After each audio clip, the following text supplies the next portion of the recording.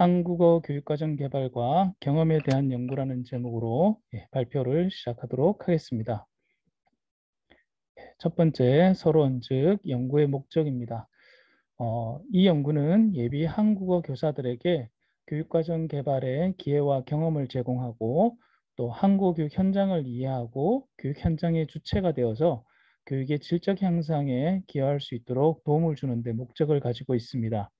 즉 다시 말해서 예비 한국어 교사들이 한국어 교육 과정을 개발하는 동안에 그들이 무엇을 경험하고 또 그 경험에 대해서 어떻게 생각하는가에 대해서 관심을 기울이는 것입니다. 그리고 그들의 경험이 한국어 교육 현장과 교육자들에게 시사하는 바가 무엇인지에 대해서 살피는 것이 이 연구의 목적이라고 할 수 있겠습니다. 연구의 필요성입니다. 일반적으로 교사를 양성하는 과정에 가장 큰 문제로 지적되는 부분들이 바로 예비 교사들의 교육 현장 활용 역량이다라고 볼 수 있겠습니다. 즉 다시 말해서 대부분의 교육 과정, 즉 교사를 양성하는 교육 과정이 이론 중심의 교육에 집중되어 있다 보니까 예비 교사들이 실제로 교육 현장을 경험할 수 있는 기회가 적고 또 이런 기회가 적은 것은 실제로 나중에 현장에 나아갔을 때에 이론적으로 배운 내용들을 현장에 즉각적으로 활용할 수 있는 현장 활용 능력을 기르는 데 어려움이 따른다라고 보고 있는 것이죠. 한국어 교사를 양성하기 위한 과정도 마찬가지입니다. 일반적인 교사 양성 과정에서 이야기하는 그러한 문제점들이 한국어 교사를 양성하기 위한 과정에서도 예외가 아닌데 어, 다시 말해서 한국어 교사가 되기 위해서는 정해진 교육 과정을 이수를 해야 되겠죠. 그리고 그 교육 과정을 이수하고 난 다음에는 어, 이수한 후에는 실제로 교육 현장에 나아가서 한국어 교사로서의 역할을 충실히 수행할 수 있어야 됨에도 불구하고 예비 교사들이 한국어 교육 현장에 필요한 실질적인 능력을 갖추는 데에는 한계가 있다라고 보고 있는 것입니다. 그래서 이 연구에서는 실제로 한국어 교육 과정론이라고 하는 이론 중심의 수업을 실제 현장을 중심으로 현장을 기반으로 수업을 운영하면서 교과의 내용을 예비 교사들에게 필요한 현장 중심의 수업 내용으로 수업을 진행하였습니다. 그리고 이러한 과정들을 통해서 예비 교사들이 한국 교육 현장을 간접적으로라도 경험해 볼 수 있도록 구성을 하였다는 것이죠. 즉 다시 말해서 앞서 말씀드린 것처럼 교사를 양성하는 과정에 많은 문제점 중에 하나가 바로 이론 중심의 교육과정 운영이다라고 볼 수 있는 것이죠. 그래서 한국 교육과정론이라고 하는 이론 중심의 수업을 이론을 중심으로 하는 것이 아니라 현장 적용 능력을 기르는 데에 중심을 두고 수업을 진행하였습니다. 그리고 이러한 수업을 진행하는 과정에서 예비 교사들이 실제로 이 수업을 통해서 교육 과정이 도대체 무엇이고 또 한국 교육 과정을 개발하는 데 있어서 필요한 세부 내용이 무엇인지를 본인 스스로 또는 같이 수업을 듣는 또 같이 교육 과정을 개발하는 동료들과 본인들의 생각을 나눔으로써 그러한 경험들을 공유하고 공유하는 과정들을 통해서 실제 교육 현장에 필요한 교육 과정을 개발하는 데에 예비 교사들이 간접적으로 경험할 수 있도록 수업을 진행하였습니다. 그래서 이런 수업 진행 과정들을 통해서 교사들이 한국어 교육 과정이 무엇이고 실제 현장에 필요한 한국어 교육 과정은 어떤 것이 있고 또 교육 과정을 개발하는 데에는 어떠한 어려움이 있는지에 대해서 간접적으로 경험할 수 있겠죠. 그리고 그 과정을 통해서 교사들이 느낀 것은 무엇인지에 대해서 탐색하는 데 연구의 목적과 필요성을 두고 있다는 것입니다. 자, 그러면 두 번째는 이제 한국어 교육 과정이 가지고 있는 특징들에 대해서 한번 살펴볼 수 있도록 하겠습니다. 교육과정은 교육의 목표와 내용, 방법과 평가의 준거가 되는 교육의 가장 기본적인 설계다라고 할 수 있습니다. 따라서 교육과정은 어떠한 교육 목적을 가지고 무슨 내용을 어떠한 방법으로 가르칠 것인가에 대한 고민이라고 할 수 있겠습니다. 교육과정은 의사결정 수준에 따라서 분류를 할 수 있는데 크게 세 가지로 분류할 수 있겠습니다. 첫 번째는 국가 수준의 교육과정입니다. 국가 수준의 교육 과정은 교육에 대한 국가의 의도를 담은 문서에 관한 내용이다라고 볼 수 있겠습니다. 지역 수준 교육과정이 있습니다. 지역 수준의 교육과정은 지역의 의도를 담은 문서 내용으로 볼 수 있겠습니다. 세 번째는 학교 수준의 교육과정이 있습니다. 학교 수준의 교육과정은 학교 교육과정 편성과 운영에 관한 것을 학교가 자체적으로 결정하는 교육과정을 의미한다라고 볼 수 있겠습니다. 일반적으로 교육과정을 분류할 때에 이러한 세 가지 기준으로 교육과정을 분류할 수 있겠습니다. 그렇다면 한국어 교육과정은 어떻게 분류할 수 있을까 했을 때에 크게 한국어 교육과정은 두 가지로 분류할 수 있겠습니다. 첫 번째는 국가 수준의 교육과정입니다. 한국어 교육과정에서 국가 수준의 교육과정이라고 하는 것은 국제통용 한국어 표준 모형이라고 하는 국가 수준의 교육과정이 있겠고, 또 하나는 KSL 과정이라고 하는 다문화 가정 아동이나 결혼 이민자들을 위한 다문화 가정 한국어를 세컨드 랭귀지로 제2 언어로서 학습하기 위한 교육과정으로 볼 수 있겠습니다. 두 번째는 학교 수준의 교육과정이 있습니다. 학교 수준의 교육과정은 대학을 중심으로 설치되어 있는 한국 교육기관에서 자체적으로 개발해서 운영하고 있는 교육과정으로 볼 수 있겠습니다. 이러한 국가 수준의 교육과정은 일반적으로 연구를 주관하는 기관, 즉 국가기관이나 국가에서 위탁받은 기관 또는 연구 참여자들의 논의를 통해서 국가 수준의 교육과정이 결정된다라고 볼 수 있겠습니다. 그러나 한국 교육과정 같은 경우 학교 수준의 교육과정은 이 국가 수준의 교육과정을 참고로 해서 교육과정을 운영할 수도 있으나 대체적으로는 대학의 한국 교육기관에서 개발하고 운영하는 것이 특징이다라고 볼 수 있는 것이죠. 그래서 한국 교사가 전문성과 자율성을 발휘해서 외국인 한국어 학습자의 교육적 요구나 특성을 반영한다든지 또는 교육 현장의 적합성을 높이고 교육의 어떤 질적 향상에 기여할 수 있는 그런 장점들을 가지고 있다고 볼 수 있겠습니다. 지금 현재 국내 대학에서 운영되어지고 있는 한국 교육과정의 경우 대부분은 대학 자체, 즉 대학에 있는 한국 교육기관에서 자체적으로 개발해서 운영하는 경우들이 많다는 것이죠. 즉 다시 말해서 어떤 국가 수준에서 정해져 있는 교육과정, 어떤 의무적인 교육과정이 있는 것이 아니기 때문에 훨씬 더 대학의 한국 교육기관에서는 한국 교육과정을 유연하게 운영할 수가 있는 것이죠. 이러한 점들은 어떤 것들과 귀결되냐 하면 교육 과정을 얼마든지 해당 교육기관에 재학하고 있는 한국어 학습자들의 어떤 요구나 특성에 따라서 얼마든지 융통성 있게 변형시켜서 운영을 하는 것이 가능하다고 볼 수 있다는 것입니다. 즉 다시 말해서 한국어 교사, 즉 한국어 교육기관에서 근무하고 있는 한국어 교육 전문가들에게는 이러한 교육 과정을 학습자들의 특성이나 요구에 맞게끔 변형해서 즉 융통성 있게 변형해서 운영할 수 있는 능력들이 필요하다라고 볼 수 있는 것이죠. 그러면 지금까지 어떤 연구들 중에서 선행 연구들 중에서 교육과정과 관련된 연구들을 대략적으로 한번 살펴보면 김정숙 199이나 민현식 2004에서 교육과정 전반에 관련된 즉 한국 교육과정의 전반과 관련된 논의들을 하고 있습니다. 즉 1990년도나 2000년도 초반은 한국 교육의 어떤 초창기이기 때문에 한국 교육과정을 어떻게 구성하고 어떻게 운영하면 될 것인가에 대한 전반적인 논의들이 주를 이루었다고 볼 수 있겠습니다.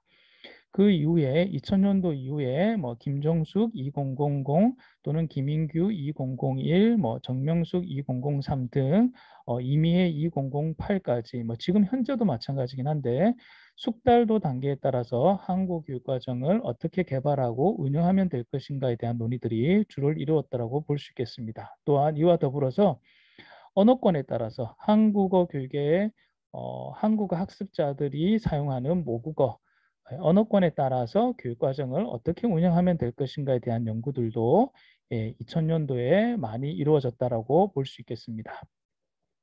그리고 안경화외 2000이나 이정희 2003에서는 교육과정 개발을 위한 요구조사가 이루어졌었고요. 또 김중섭의 2010 또는 김중섭의 2011에서는 국제통용 한국교육 표준모형이라고 하는 연구와 관련해서 교육과정에 대한 연구들이 이루어졌습니다.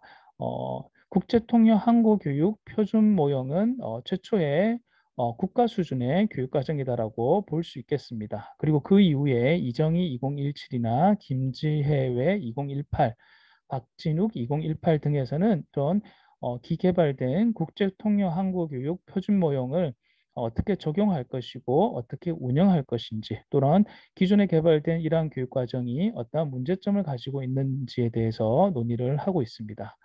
그리고 최근 들어서 많이 논의되어지는 것 중에 하나가 바로 이제 KSL 교육과정과 관련된 내용이 되겠습니다.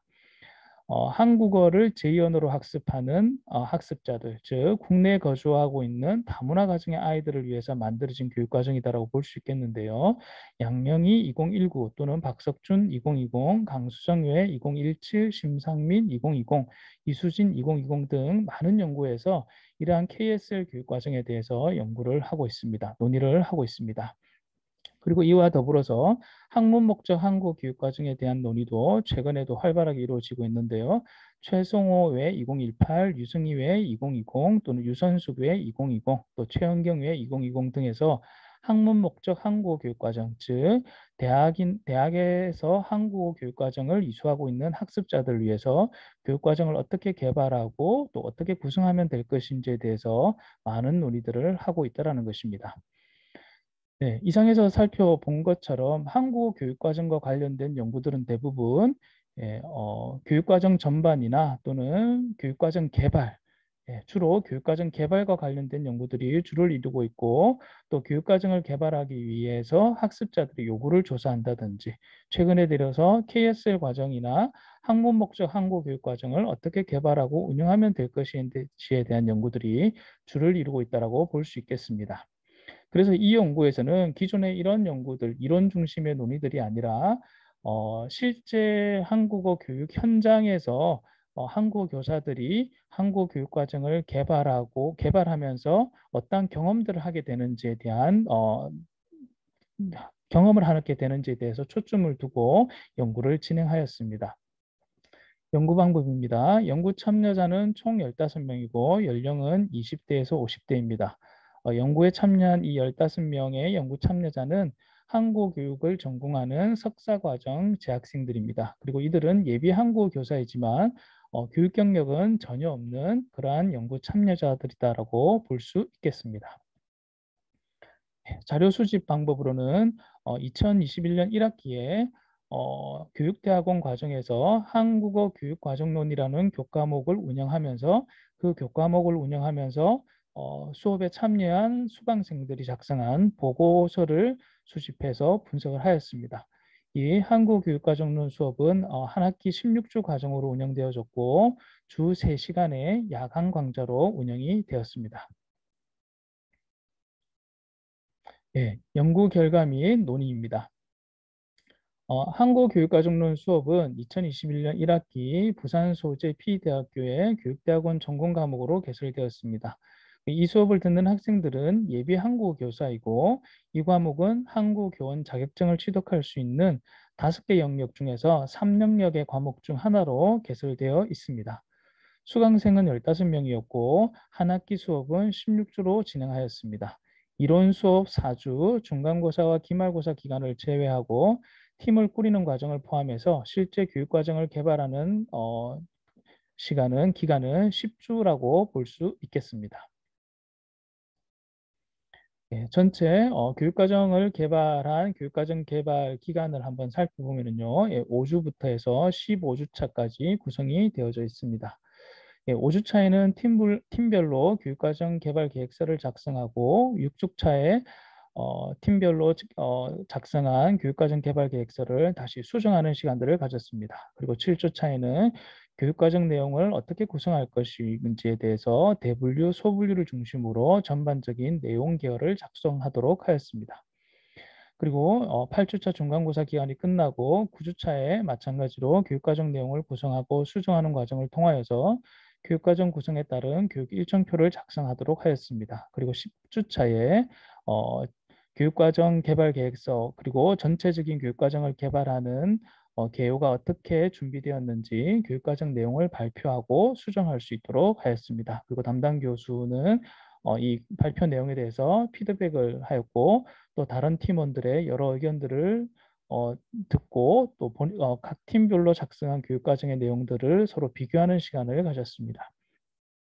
11주차부터는 10주차까지 작성한 교육과정 개발 계획서를 토대로 해서 실제 교육과정을 개발하였는데 11주차에 교육자료를 제작하고 수정하였고 12주차에도 마찬가지입니다. 그래서 한국어 수업의 목표나 기능을 작성하고 또 수업 목표와 기능에 따라서 교육 내용을 어떻게 구성하면 될지에 대해서 실제로 교육과정을 개발하였습니다. 13주차에는 교육과정을 제작하고 수정하였는데 마찬가지로 이 단계에서는 기존에 만들어진 개발된 교육과정과 그 내용 또 수업 목표에 따라서 실제 사용되어질 수업 자료, 즉 교재를 구성하도록 하였습니다. 그리고 14주차에는 교육과정 개발된 내용을 발표하고 또 발표한 내용을 바탕으로 수정을 하였고 15주차에는 최종 자료와 또 교육과정 개발하는 과정에서 작성하게 된 보고서를 제출할 수 있도록 하였습니다.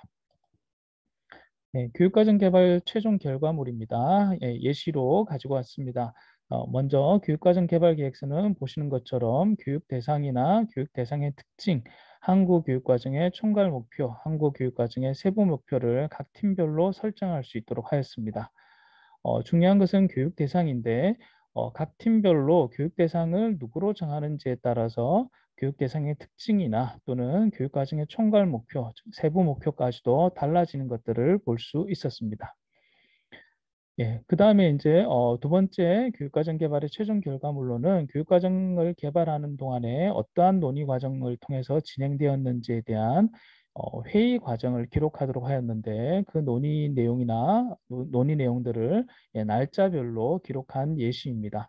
그래서 뭐 교육과정에 대해서 5월 5일에 모여서 뭐 온라인과 오프라인상에서 교육과정 개발에 참여한 팀원들끼리 어떠한 내용들을 논의하였는지 또 그 다음 5월 9일, 5월 16일, 5월 23일 그래서 교육과정을 개발하는 그 과정에 대해서 어떠한 문제점들이 있었고 어떠한 내용들을 논의하였는지 팀원들이 서로 기록할 수 있도록 진행하였습니다.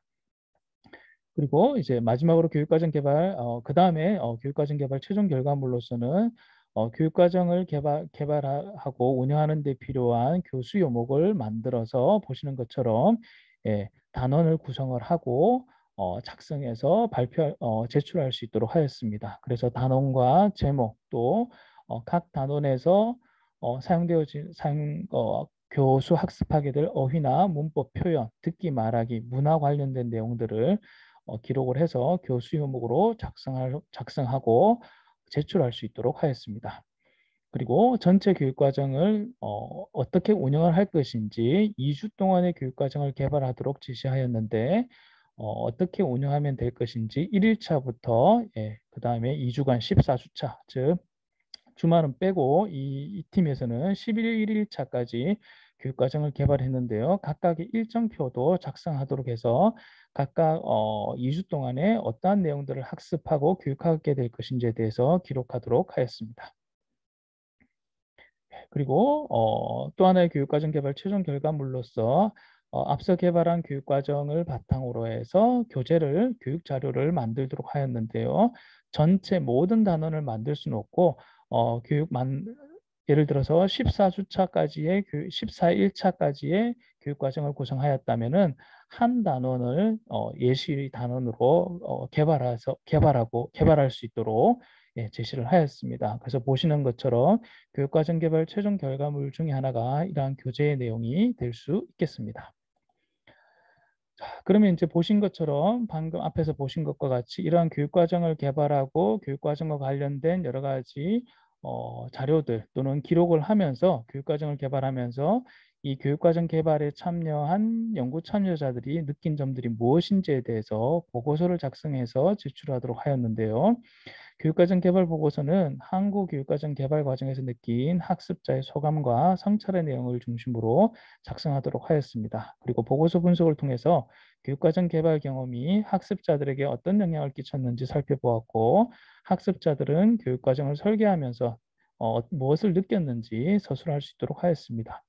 대체적으로 교육과정에 대해서 이론적으로 배울 때와는 다르게 직접 설계를 하면서 교육과정 설계에서 고려해야 될 사항이 무엇이고 또 교육과정을 개발하는 것이 복잡하다는 것을 알게 되었다 하는 그러한 내용들이 주를 이루었습니다.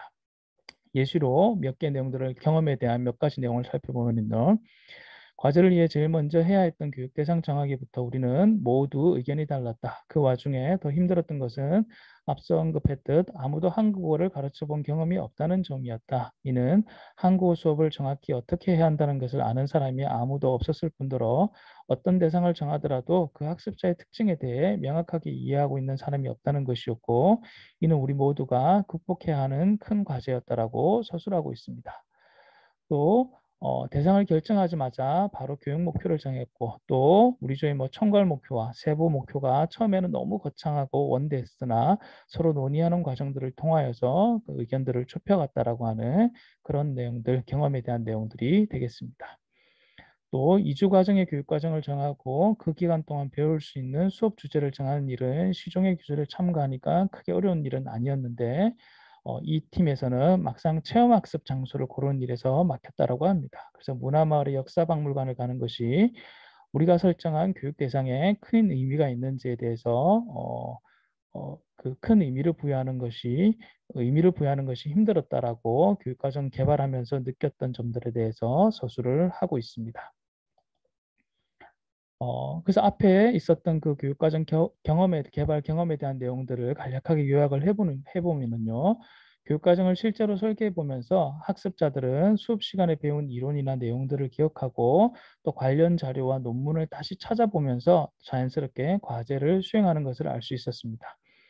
또 교육의 대상이 되는 학습자의 특성을 이해하고 그에 맞는 교육과정을 구성하는 데에 많은 어려움과 노력을 기울였다라고 토로하는 것을 확인하였습니다.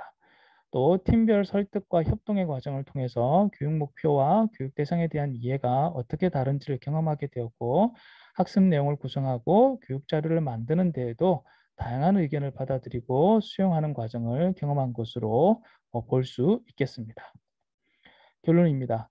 이 연구는 예비 한국 교사들에게 한국 교육과정 개발의 기회와 경험을 제공하기 위해서 실시한 한국어 교육과정론 수업의 사례를 제시하고자 하였습니다.